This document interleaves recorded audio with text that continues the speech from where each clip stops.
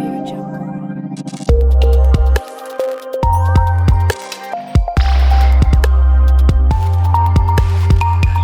India TV9 news Maharashtra.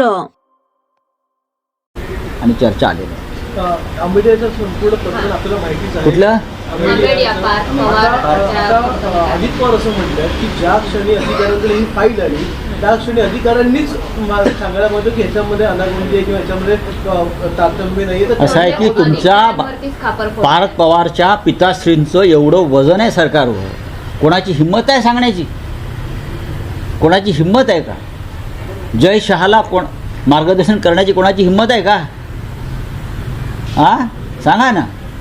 जय शहा सांगेल तेच कर, तसं पार्थ पवार सांगतील तेच कर.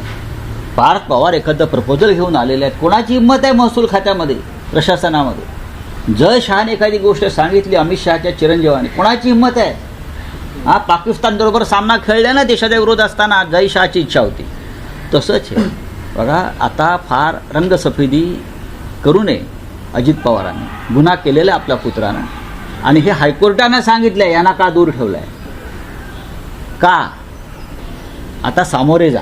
मात्र आता पार्थ पवारांनाच वाचवण्यासाठी एक वेगळी शक्कल म्हणा किंवा असे बघा, स्वतः अजित पवारांना वाचवलंय मोदींनी, प्रफुल्ल पटेलना वाचवलंय मोदींनी, हां सगळ्यांनाच वाचवलंय. मुद्रांक महानिरीक्षकांच्या विरोधात जर अपील करायचं असेल तर ते आता महसूल मंत्र्यांकडे करता येणार आहे.